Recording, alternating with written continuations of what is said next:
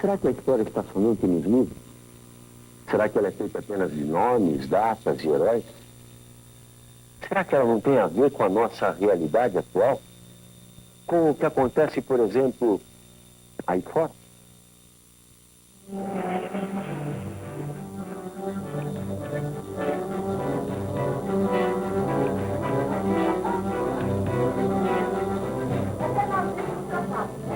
É preciso refletir sobre o papel do ensino de história na formação geral dos alunos e nos conhecimentos que a história pode lhes dar para que eles compreendam a realidade, a vida humana e seus problemas.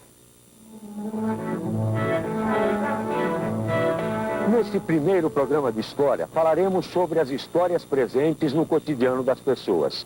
Falaremos também sobre a importância dos conhecimentos históricos na formação dos alunos.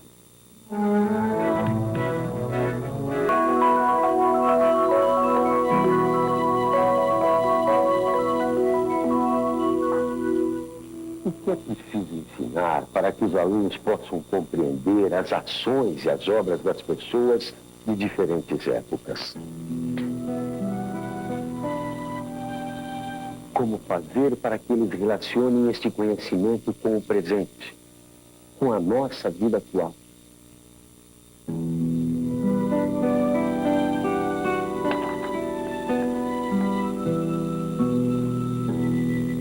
É interessante que se ensine história nos primeiros ciclos a partir do cotidiano das crianças, do seu dia a dia.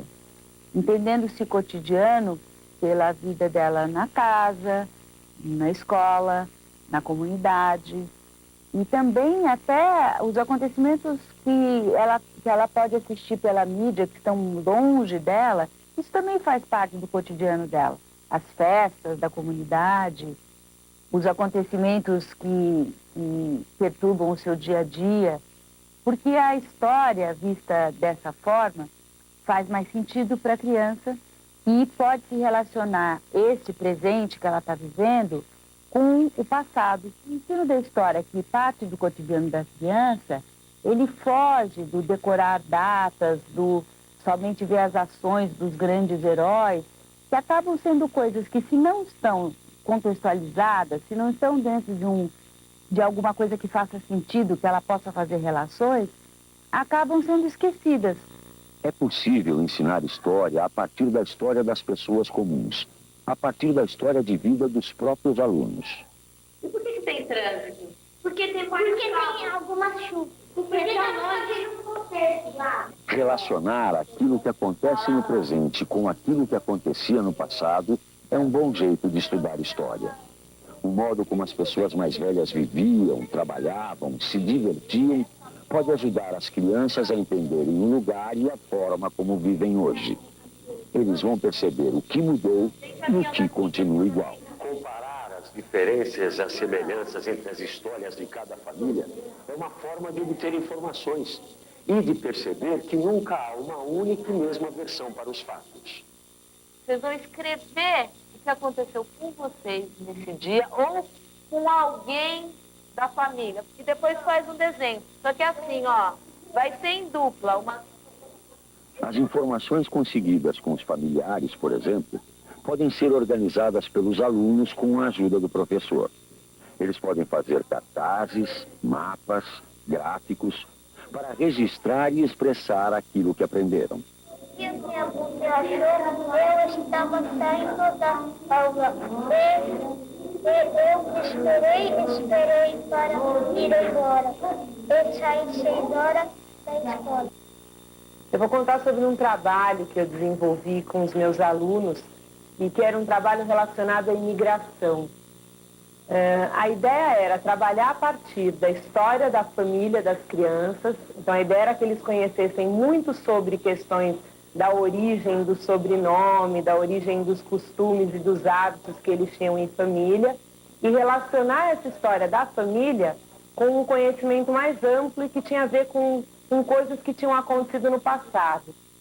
A gente organizou vários procedimentos, eles fizeram pesquisas com os pais, com os avós, e a gente foi podendo levantar muitas informações sobre as questões que aconteciam não só com a família deles, mas com outras famílias e que tinham a ver com movimentos que aconteceram no mundo.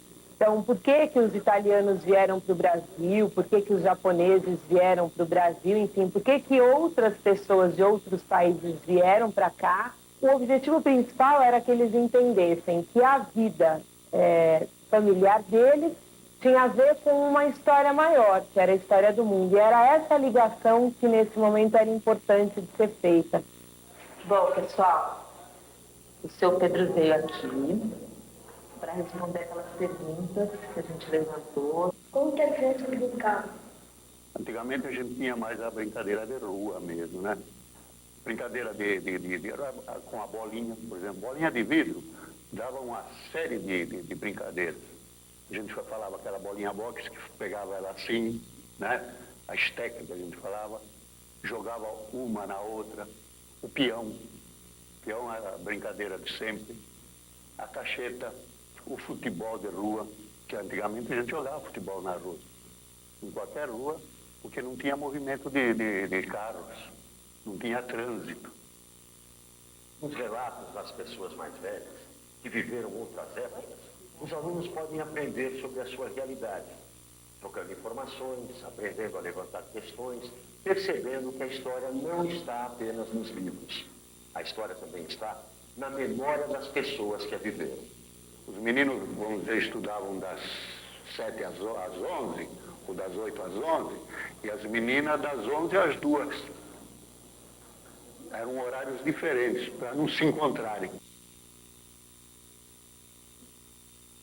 As informações obtidas nas entrevistas e nos depoimentos podem ser complementadas com pesquisas em outras fontes, como livros de literatura, livros informativos, cinema, televisão. Com estas consultas, os alunos podem aprofundar os aspectos históricos daquilo que estão estudando e podem conhecer melhor os contextos da vida de seus pais e seus avós. Nesse estudo sobre imigração, a gente procurou não ficar restrito aos depoimentos que as crianças traziam de casa. A gente organizou com eles uma exposição e pediu para que eles trouxessem objetos. Então, nessa exposição, a gente tinha desde roupas, os kimonos, por exemplo, sutiãs que as mulheres japonesas usavam, os ternos que os meninos costumavam ir à escola e roupas de modo geral, até coleções de moedas, jogos antigos, livros de receitas, enfim, essa exposição tinha objetos que contavam histórias de outras épocas. A gente ouviu músicas de outras épocas, a gente viu coisas do cinema, muita fotografia, e outra fonte de informação que foi super importante foi a literatura.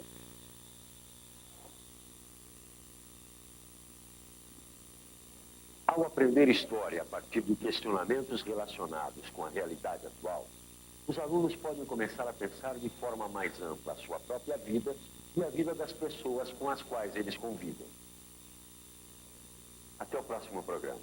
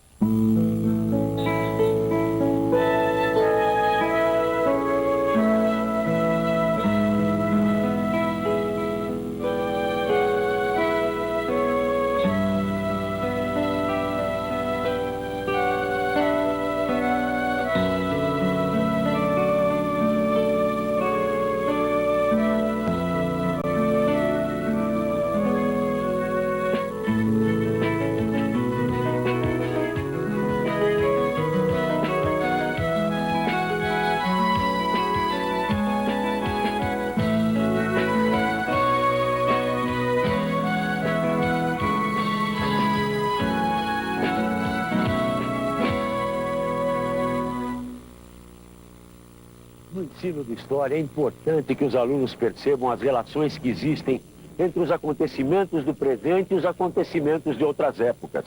É bom que eles aprendam a questionar o presente e procurar respostas no passado.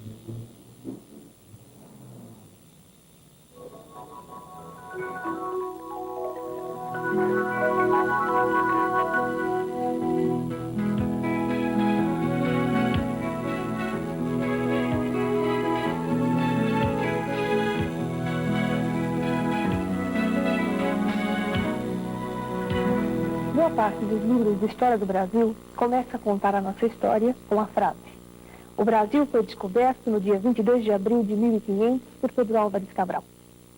Na realidade, isto parece uma frase inocente e bastante conhecida, mas ela nos traz a ideia de que o passado está preso numa única versão. É, portanto, um passado morto e acabado. Se nós formos perguntar para os diferentes povos indígenas como é que eles pensam essa chegada do europeu, eles não vão utilizar o termo descobrimento, vão utilizar às vezes conquista, às vezes invasão. A ideia de descobrimento contém, além de tudo, dentro de si, uma certa positividade e a ideia de uma fundação, ou seja, pensa-se em algo positivo, algo bom, e, portanto, o começo de um novo tempo.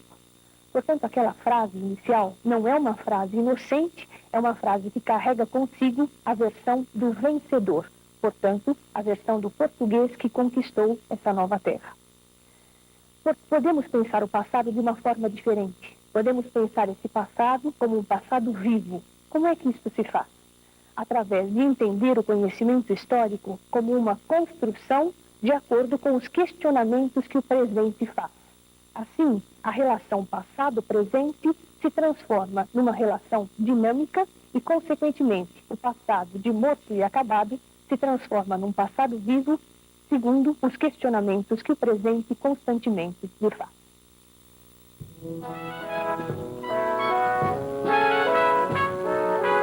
Ensaiamos aqui toda semana a nossa banda.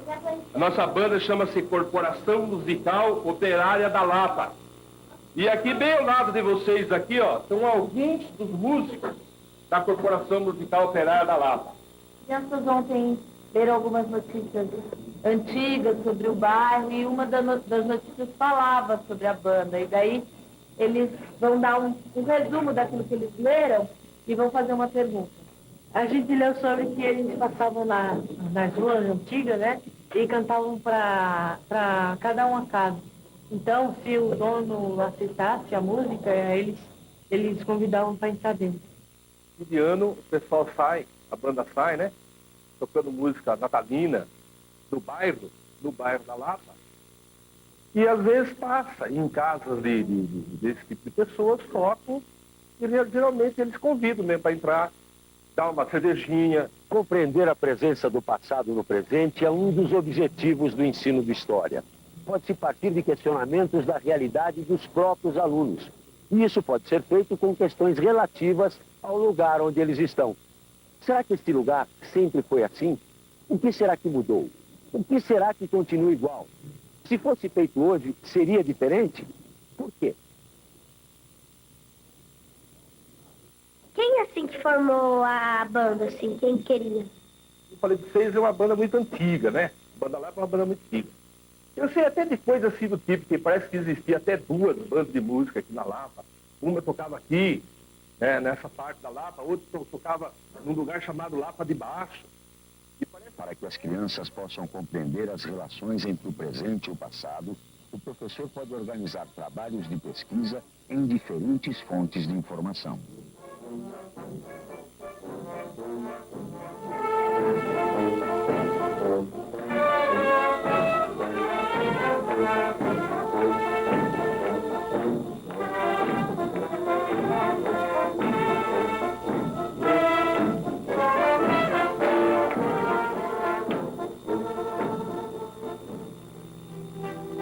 Para estudar a história do lugar no qual os alunos vivem ou estudam, o professor também precisa estudar.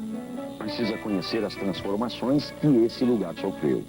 Para isso, é necessário que o professor levante informações nos jornais, com as pessoas mais velhas, com os moradores que tenham informações sobre o lugar.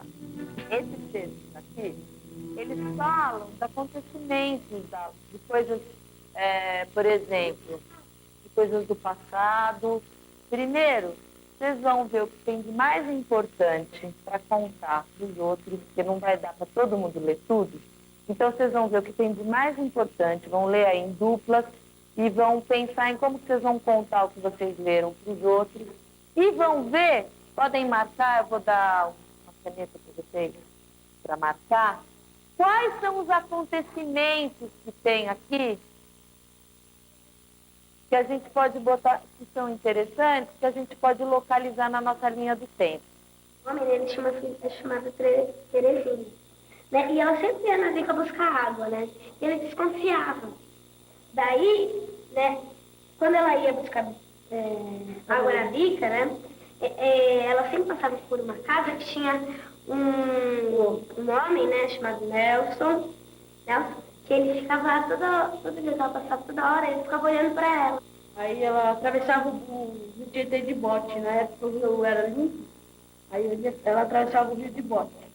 Aí um dia ela ficou com medo que ela atravessar de bote, porque ela ficou pensando que o bote ia virar. Aí ela nunca mais atravessou o rio. E toda vez que saía do trabalho dela, né, ela sempre via onde ela trabalhava para atravessar o rio de bote? Uma fábrica de tecido. De quando é essa notícia? De 1911, não, 11 de 1989. Mas essa história aconteceu Dos anos 40. 1940. Com a ajuda do professor, podem fazer um estudo do meio, indo até os lugares para observar, recolher informações e comparar os conhecimentos que já possuem com a própria realidade. Podem até formalizar o resultado desta pesquisa de alguma maneira, como numa exposição oral, por exemplo. Indiano, né? Ele, assim, a partir das 8 horas da noite, ele arrumava um grupo e ia sempre da casa de uma pessoa cantar uma música. Se o dono não gostasse, eles deixavam ele brincar para um brinquedo. Tudo que eu fiz com os meus alunos sobre a história da Lapa, eu tive a preocupação de trazer elementos para que as crianças pudessem olhar o bairro de uma outra forma, que não fosse apenas a mera descrição, né? Eu não queria que elas ficassem apenas levantando o que tem no bairro e o que não tem no bairro. O bairro tem padaria, se o bairro não tem padaria, se o bairro tem rua, se não tem rua, como são as ruas. Não era a descrição pela descrição. O que eu queria era fazer com que as crianças passassem a buscar a história do bairro naquilo que elas percebiam do bairro, né? E para isso elas precisavam de informações. Por isso eu trouxe informações, por exemplo, a respeito dos nomes dos lugares, né? Porque os nomes revelam o fato da história dos lugares. Eu trouxe informações sobre as construções, sobre as pessoas que moram ali, né? Sobre quem morava no passado, né? 50, 100 anos atrás. Então, nesse sentido, as crianças puderam olhar para o entorno delas de uma outra forma, um olhar diferenciado, um olhar que sabe a respeito daquilo que está vendo, porque tem informações. E os números comemoravam o Natal passando Tocando música nas ruas da Lapa. que ano? 1954.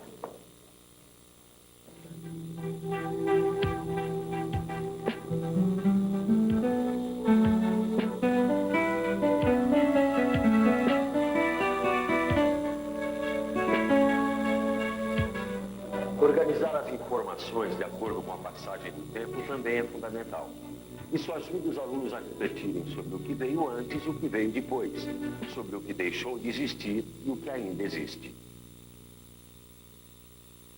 No estudo de história, é importante que as crianças aprendam a registrar a passagem do tempo. Eu costumo fazer isso através da organização de uma linha do tempo. Nessa linha do tempo, nós registramos não apenas as datas dos acontecimentos mais importantes, mas também aquilo que continuou igual, aquilo que permaneceu apesar do tempo ter passado. E, além disso, eu costumo usar não apenas o registro escrito, mas também imagens, como fotografias e ilustrações. E, nesse sentido, os acontecimentos marcados na linha do tempo, eles não são só de ordem econômica ou política. São também acontecimentos ligados ao cotidiano, como o vestuário, as construções.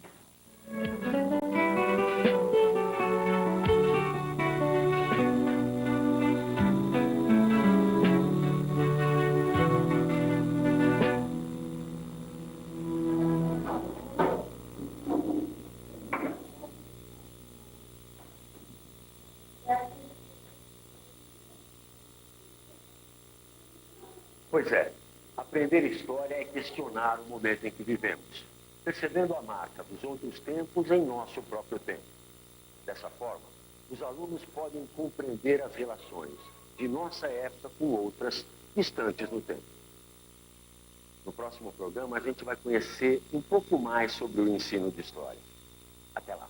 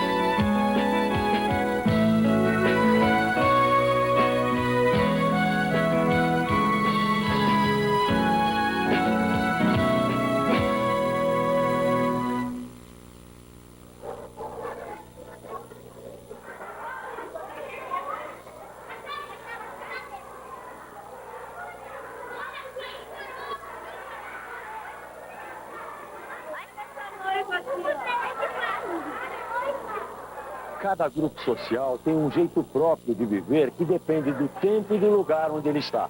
E o ensino de história pode trabalhar com a diversidade que existe entre os diferentes grupos e etnias que fazem parte da sociedade brasileira. É sobre isso que vamos falar neste programa.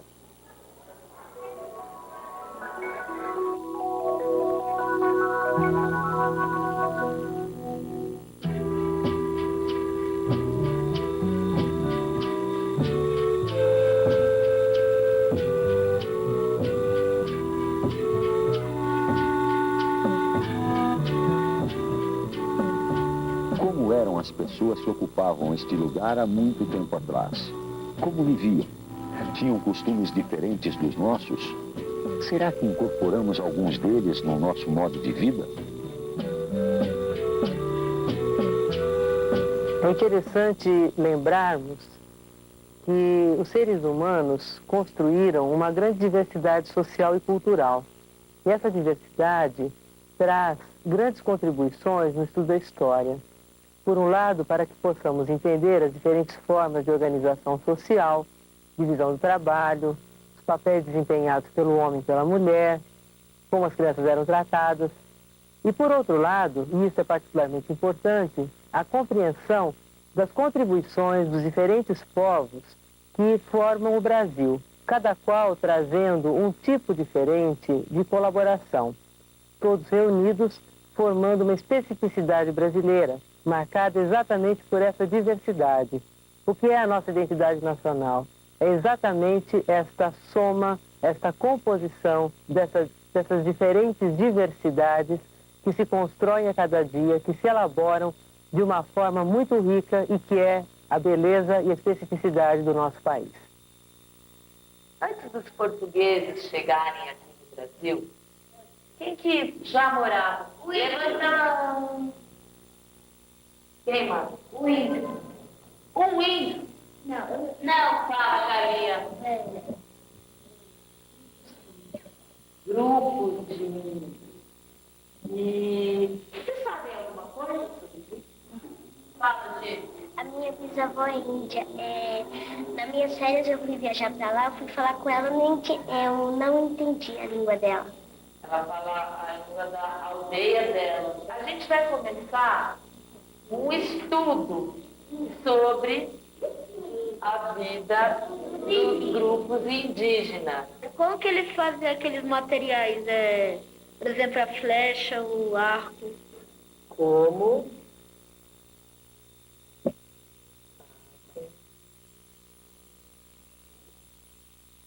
A flecha e o arco. O ensino de história pode ampliar os conhecimentos que os alunos têm sobre a vida de outros grupos sociais distintos do seu próprio. Desta forma, eles podem conhecer outras culturas, como as culturas indígenas. Fala, Elizabeth. O que eles bebem? Boa questão. O que eles bebem? Não necessariamente é só água, né, gente? Professora, aí eles vão lá no mar, Bebe. Nas séries iniciais, as crianças elas têm uma certa dificuldade em entender que o seu modo de vida não seja idêntico ao das outras culturas. Quando você proporciona o estudo de outras culturas, você permite que essa ideia seja relativizada. Na minha classe, eu desenvolvo um estudo das populações indígenas brasileiras. Nesse estudo, eu tento garantir tanto essa aproximação com culturas diferentes daquelas dos meus alunos, quanto de favorecer o rompimento de uma ideia de que o índio brasileiro é genérico, de que não existam várias nações e que cada nação tem peculiaridades, tem características próprias inerentes a cada uma dessas culturas. Um monte de material, de revista, trouxe alguns objetos também, tá? E aí, isso aqui, não, isso aqui, o que é isso aqui? De longe, né? Estão chocados. Então, aí eu vou fazer o seguinte, eu vou distribuir para vocês um pouco do material para cada dupla, vocês vão trabalhar juntos agora. Vocês vão olhar esse material, tem muitas fotos, tem muita coisa legal. Vocês vão olhar e vão ver se, através dessas fotos, dessas imagens, vocês conseguem responder algumas dessas questões. Estudar os grupos indígenas brasileiros é estudar seu modo de vida, as formas pelas quais constroem suas aldeias e casas, preparam seus alimentos, produzem sua arte e música. É também estudar suas condições atuais de vida, a sua sobrevivência física e cultural. Como é que é, Carlinha? Eles pegam uma semente e ficam amassando ela até virar ela. Tinta. Depois? Passa no rosto. Os livros de história do Brasil, normalmente, mostram os nossos indígenas somente no momento da conquista, no momento da chegada do europeu. E depois, misteriosamente, eles desaparecem para nunca mais da nossa história. Quando isto se faz, na realidade está se cometendo um processo de esquecimento, um processo de desaparecimento da longa conquista e da longa dominação de 500 anos e de extermínio desses povos. Acreditamos que é extremamente importante contar e mostrar para os nossos alunos a história dos povos indígenas na atualidade, mostrando os seus diferentes valores, as suas diferentes tradições, a sua cultura que se distingue tanto da cultura do homem branco. Por que isso é significativo? Entre outras coisas, porque isso nos traz os valores e a importância de se aprender e aceitar o outro como se fosse semelhante a nós. Da mesma forma como pela ganância o homem, ao longo do tempo, tem contribuído para eliminar algumas espécies animais, ele também tem contribuído para eliminar outros seres humanos porque não os reconhecem como seus semelhantes, não os entendem, não os aceita como outros, que devem ser valorizados. No ensino de história, é importante que pensemos que tipo de cidadão queremos formar. Queremos formar um indivíduo que pensa a vida em sociedade como uma constante conquista e dominação? Ou queremos pensar um indivíduo que pensa a vida em sociedade como um processo de constante partilha? Entendo que é importante optar pela segunda hipótese e, portanto, por um ensino de história que contribua para desenvolver como valor a aceitação e o entendimento do outro. E daí, o ser significativo trabalhar com o ensino de história que tenha os povos indígenas, os diferentes povos indígenas da atualidade, como uma de suas prioridades. O professor pode contar com diferentes fontes de informação para realizar um estudo como este. Pode usar reproduções de quadros e gravuras, fotografias, música, literatura, filmes ou programas de TV.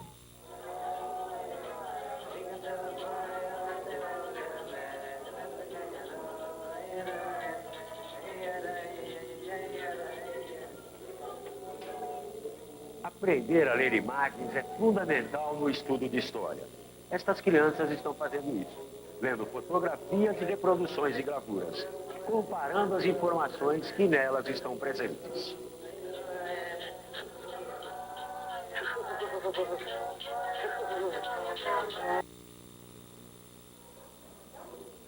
Ao conhecer o modo de vida de pessoas que pertencem a um outro grupo social distinto do seu, o aluno pode perceber as semelhanças e diferenças que existem entre ele e este outro grupo, que nesse caso são alguns grupos indígenas brasileiros. Esse é o Carlinhos, a Carlinhos, índio meinato lá do Alto Xingu, um povo que fala a língua aruac, está aqui em São Paulo com a gente hoje para conversar um pouquinho, contar algumas histórias do povo dele. Durante um estudo do meio, é preciso estar aberto para aproveitar as oportunidades. Como neste caso, em que o nosso grupo teve a sorte de encontrar um representante da comunidade indígena. Como é que eles fazem as casas? Primeiro, né, que a gente corta pau, ir no mato e corta pau para construir casa, né, de 17 metros.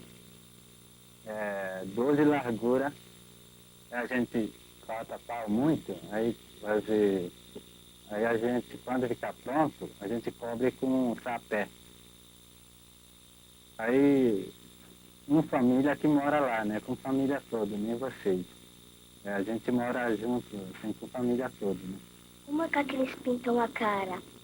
A gente pinta a cara só dia de festa. Quando a gente faz festa, aí todo mundo vai pintar a cara, né? Como vocês viram, conhecer as outras culturas e compará-las com a nossa é muito importante para aprendermos sobre a nossa própria cultura.